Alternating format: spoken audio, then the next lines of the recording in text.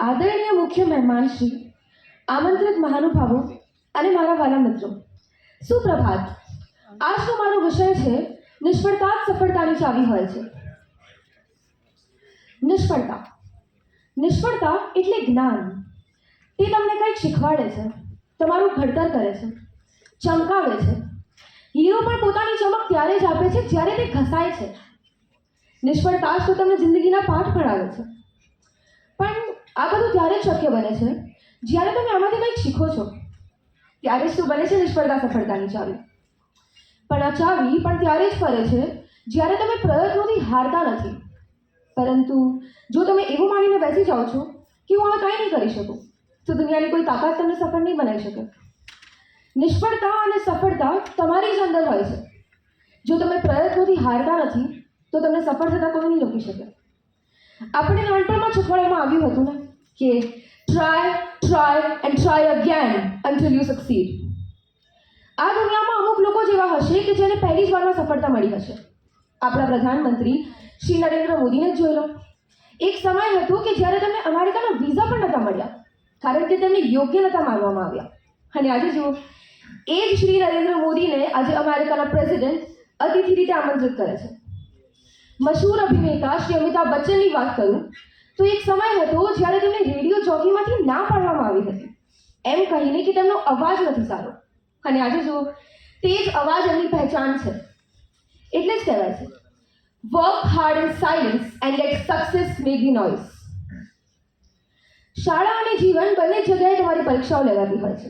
ફરક ખાલી એટલો છે કે શાળામાં તમને જે શીખવાડવામાં આવે છે તેની જ પરીક્ષા લેવાય છે, જ્યારે જિંદગી પહેલા પરીક્ષા લે છે અને પછી તે તમને શીખવાડે છે. ઉદ્યમથી જ કાર્યો સિદ્ધ થાય છે, મનના તરંગોથી નહીં.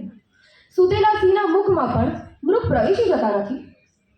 મહેનત કરો, સફળતા ચોક્કસ મળશે.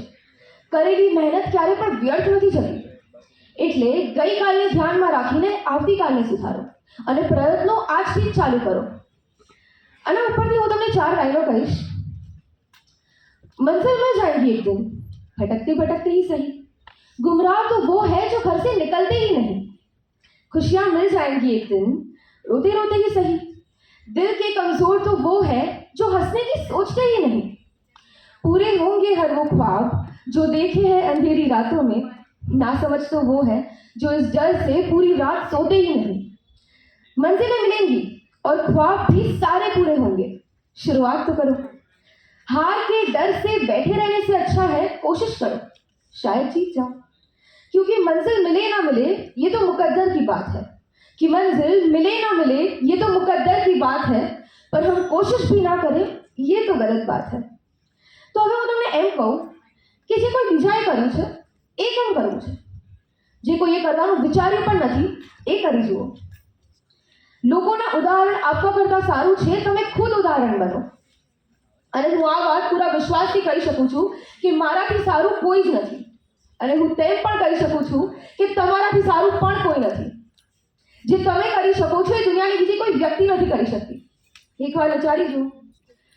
તો મિત્રો, આના પરથી આપણને એક વાત તો શીખવા મળી કે દોડવું નથી, અટકવું પણ નથી, બસ ચાલ્યા કરો, કોઈક તો રસ્તો મળશે.